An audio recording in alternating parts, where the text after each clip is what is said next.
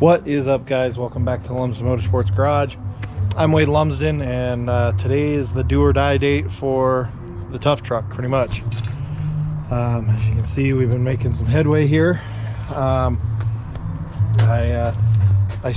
took today off, and because I knew I was going to need to, so I took a vacation day today to get some more done on the truck. And I was running around most of the morning getting some parts and stuff, but doing brake lines. I had to go get the shocks filled with nitrogen and some other little parts and stuff, but we basically need to just start thrashing and getting things together and see what happens. So let's get to work.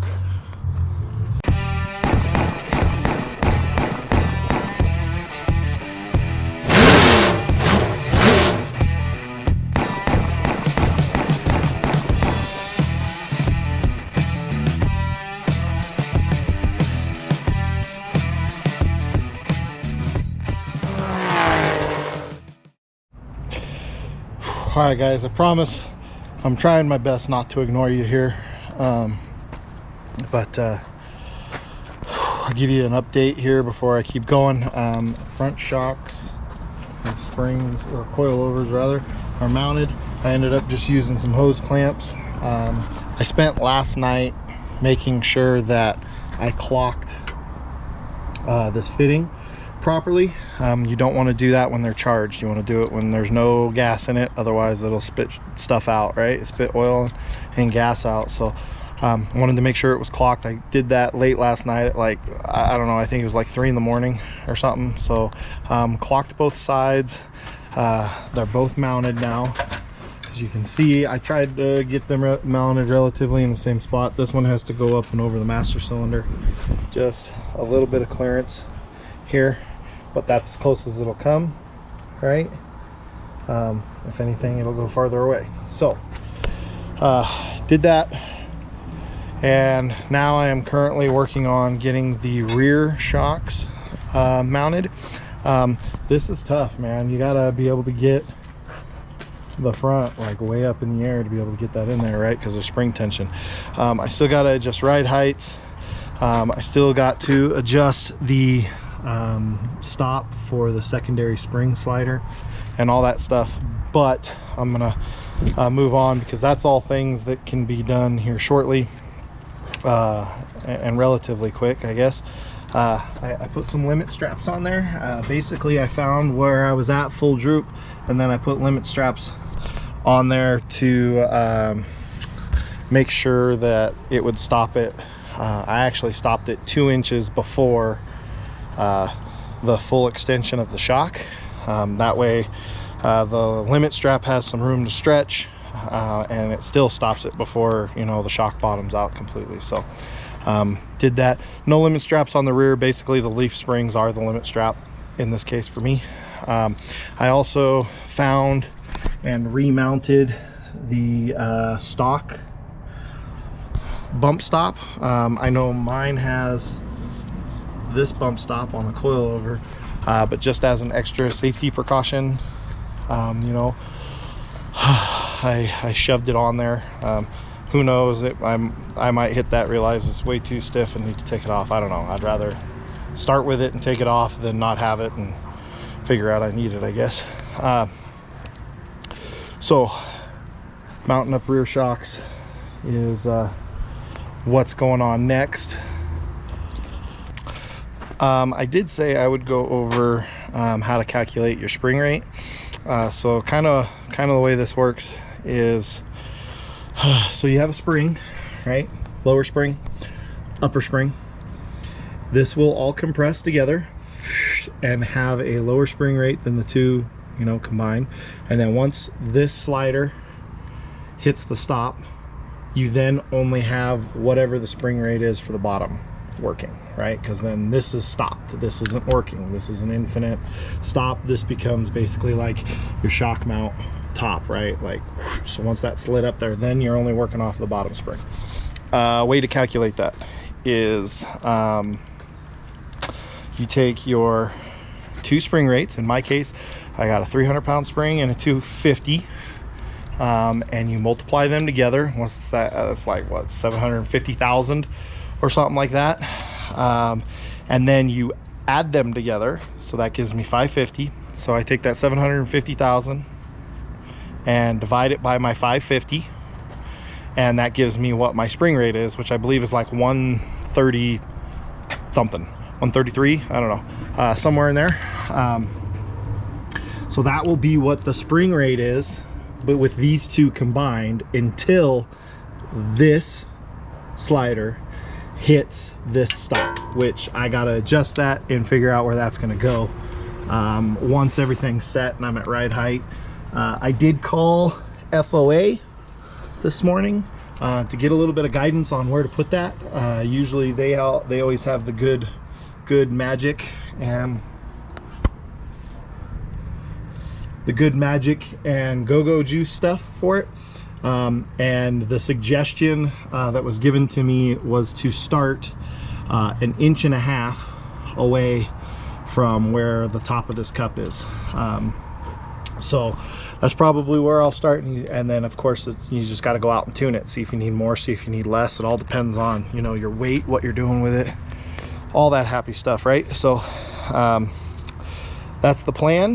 That's how you calculate it. So your 2 spring rates multiplied together divided by your 2 spring rates added together. Yeah, that's how that works.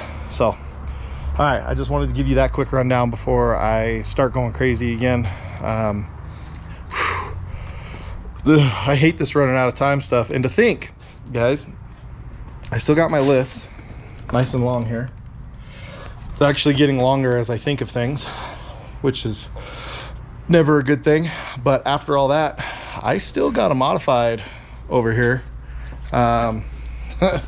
Still got a modified over here that's torn apart with no lower control arm and stuff on it. Yeah. Okay, back to work. All right, guys. I added a ground wire. I guess when my truck was picked up last time after it ran, my little brother said he cranked the truck and cranked it, and it didn't really want to start. But when he got out, back when the tranny cooler and everything was still mounted up here, he got out, he opened the hood, he had touched the tranny cooler lines, and they were hot, like really hot, kind of like the engine and stuff was grounding through it. So I added a ground wire on the motor. We now have rear shocks mounted. I still got to mount the reservoirs, which will go back here. Boom. And that'll look fantastic. Those things were a pain. There's 200 psi of gas pressure in there, and I am a 250-ish pound dude, and this at full droop was not the full length of the shock, right? So I had to compress it like another, I don't know, 6-8 inches or whatever, to be able to get it into my mounts, and it was tough. I had to bolt up the bottom, and then I was on there just like squeezing as much as I could, and oh, that was a pain, but got it. So keep that in mind if you're gonna do something like what I got going on. Once you put gas pressure in them shocks, they're tough to compress, especially if you're a little bitty dude or gal, you know, so keep that in mind. Gonna keep rocking and rolling here. I got the rear brake line on. I had gone to Summit and got a new block to make that an AN fitting right there, right? And unfortunately, for some weird reason, the two lines that are going to the brake drums are 2 different sizes. And I originally got this, which was great, but then I went and I got an adapter, but the adapter was backwards. The big side was supposed to be like it is now, the female, and the small side was supposed to be the male, and I got the opposite last time I was there. I didn't bother to check it before I left the store, so oh well. I ended up having to go back anyways. Got the right one, so now that's all installed. I will have to bleed the brakes later. That will become a thing. Boy, I'm just you know, slowly ticking away at things here.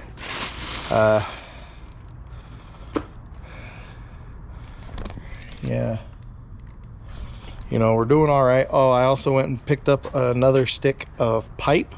I decided that I think for my bed hangers, instead of the pieces of square tube like this that were coming off and hanging the bed, because 4 out of the 6 that were on there were cracked out. It wasn't the welds, it was the material that was cracked out. And so I'm like, you know what, maybe we just need to make them nice and stout. So what I'm thinking is bending a piece of pipe, come off the frame, go up, and then like try to support it some way, shape or form somehow. I don't know, but that's the idea. Maybe put a plate on top, rest of the bed on it, or make some type of triangulation off the frame and the rest of the chassis. I don't know. We'll get there when we get there. Honestly, the bed is one of the last things that I'm going to worry about, because as long as everything else is good, it can run without a bed.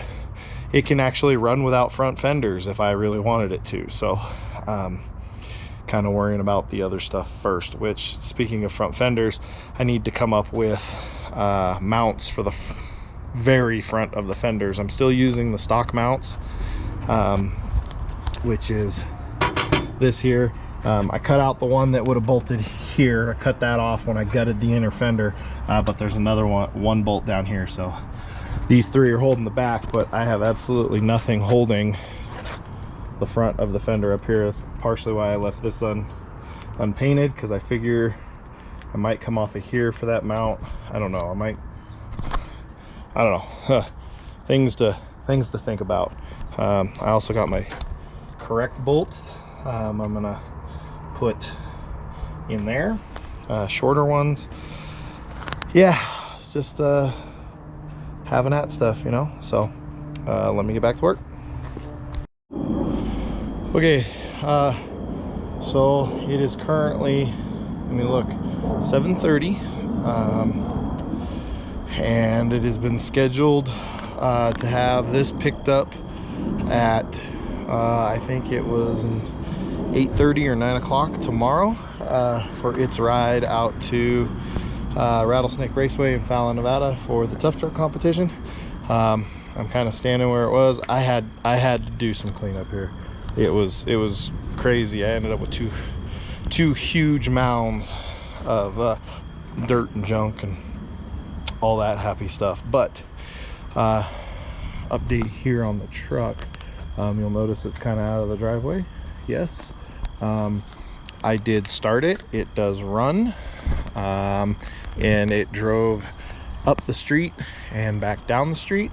I'm gonna grab some light here. Maybe I can make it to where you guys can see what's going on at least a little bit.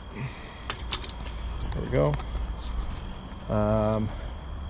So runs, drives. I ended up lowering the front ride heights a little bit to help my camber issue, but that's okay. You know, it's gonna be okay.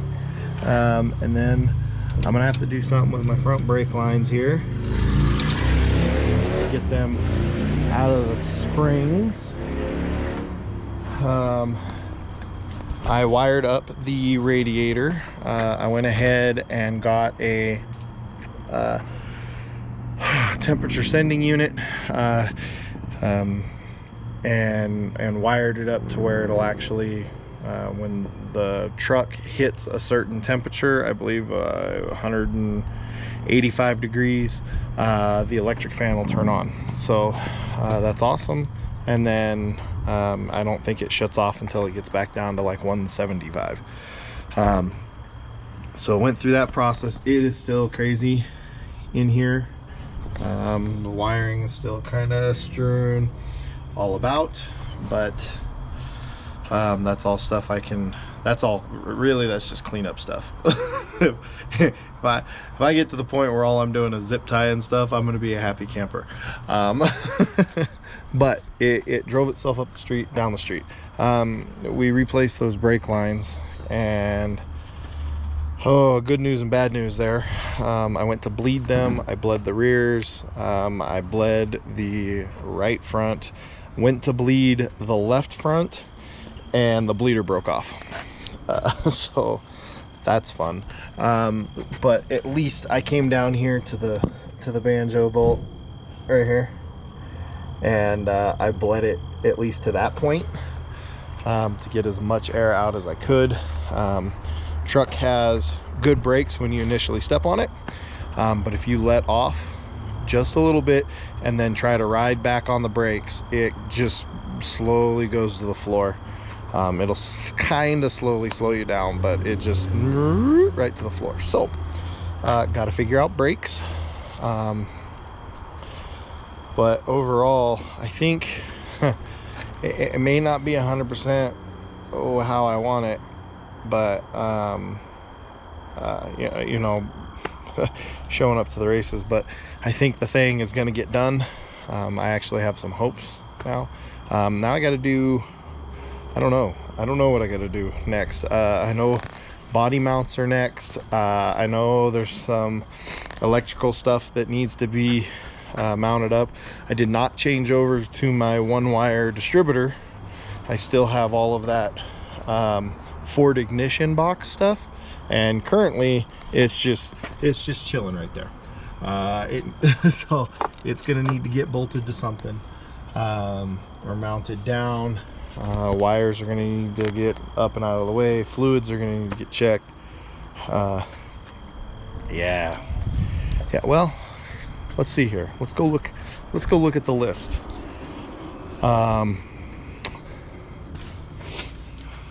I gotta mount all my dash stuff. I wanted to put some supports on the rear bumper, but if I don't have time for that, I don't have time for that. I gotta do body hangers. I gotta put in hood pins. Interior, finish putting up all my interior wiring and stuff. I still have adjusting my front springs and shocks. I still need to fill my firewall holes with some tin. Tires and wheels, which I may have a set of tires out in Fallon, but that's going to be tough to get that all done because this is going to go out there before me. I'm going to be working on the modified, and then my little sister goes to school here in Reno, and she doesn't get done probably until about 4 o'clock, which puts me, if I pick her up and go out there, that puts me out there at like 5:30ish. And races start at 7, so I'm gonna be hurting. Maybe I can talk my little brother out there or something or my big brother, to figure out tires for me. That might be a thing. Again, check the fluids. I want to adjust my toe because with the change in ride height, I'd like to toe it out just a little bit. When I raised the ride height, it sucked the toe in a little. I got to get some fuel put into it. Oh, the radiator leak. On here's the radiator leak. So what I did is I went and got some coarse ground pepper and shoved it in there. We also had that sealed up that one leak, but then suddenly once pressure was building in the radiator again, it sparked like an actual spray leak. It's kind of dark, but a spray leak, and we ended up having to go in, and let me see if I can show you. Oh, maybe not. But way down there, man, I can't get my hands around here. Way down here, one of these fins was like crushed in, and so what I did is I took a pair of needle nose and crimped it, so that's crimped off. That seems to be working just fine. I'm a little, I think I said it earlier, I'm a little concerned about my temp gauge. My temp gauge shows hot, like that the motor's hot. And then the radiator fan actually turns off a little while, or radiator fan turns on a little while after it's already way up in the I'm super hot area, right? So I don't know if that gauge is just reading wrong. I don't know if my my sending unit is wrong. I tried to use my heat gun to get an idea, and I mean, shooting the lines and stuff, nothing got up over 180 degrees. But that's shooting the lines, that's the exterior temperature, so there's a chance that that's like in the 215 something range, like that. I don't know. We'll just I don't know, we'll have to play it by ear. So now that I got cleaned up a little bit, truck is sitting out there. I'm gonna get it pulled back into the driveway, and look at my list again and prioritize what I think I need to do. It being now just past 7:35, if I'm gonna get some body hangers on there, and I'm gonna have to cut those right with my chop saw, I better get stuff cut and ready to go in place, because I do, it is Thursday night, and we do still have a sound ordinance, which I hate that, but it is what it is. And yeah, I'm just gonna keep having at it, try to keep you guys updated. I'm sorry I'm not really showing you how I'm doing everything. I'm more just like smashing through stuff and trying to keep you updated the best that I can. The running short on time just makes it tough to do that. It would be easier if I also had somebody else here helping me, and maybe a cameraman or something, but that is not the case. So hang in there with me, guys. We're gonna keep this thing going. I'll give you another update soon. It is now 1:30 and 1:35 in the morning on Friday morning. Got a bunch done. There's still some stuff to do, but we are close. My brother gets off work at 6 a.m. and he's gonna swing by here, and we're gonna try to finish up. We have body hangers to do, bed hangers. We also got to do something about mounting the front fenders here. Right now it's all just sitting there, and hood pins, and I think we are mostly ready to go. The coilovers still need adjustment, but for the most part, oh, and I guess I better remember to put lug nuts on here. Anyways, I had a little bit of time, so I decided to throw down some paint. Don't get too excited. Literally just a rattle can job. So, and it's thin. It's really thin. Like you can see, it's thin. We'll see what it looks like in the daylight, especially since I was doing this in the dark. But yeah, we are really close. This truck has a ride at 10:30 in the morning, I think is roundabouts when it's supposed to leave. So hopefully we're all finished up by then, and I've got one heck of a mess to clean up. Like, I was getting kind of crazy and just kind of throwing stuff everywhere, and the car is buried. I still have to finish the modified and get it loaded and ready to go. So here you'll see I got 4 of these bent tubes. what we're gonna do with these, I'm gonna show you now, because most likely I'm not gonna get this in this video, but they will come off the chassis like so. I know it's dark, sorry. And then this end, we'll get a little piece of plate on it, and the top of the bed will sit right on top of it, and we will bolt it down to it. So that's the plan. Anyways, whether we pull that off or not, totally different question, but that's the plan. Anyways, I'm gonna call it a night. I gotta wake up early for when my brother gets here. We're gonna be, like I said, we're gonna be jamming a bunch of stuff out. So we're gonna stop this video here. Don't forget to like and subscribe. Any questions, comments, concerns down below. You know, I got a bunch more footage coming at you, especially race stuff here coming in the next video or so. I don't know what I'm gonna do for this weekend. I don't know if I'm gonna try to get all of one day into one video, or if I'm gonna end up having to split them up, because I am pulling triple duty. So that's a lot of race footage and a lot of updates and a whole bunch of stuff like that. So again, like, subscribe, I really appreciate it. Really helps the channel out, and I'll keep you guys up to date. Thanks for watching.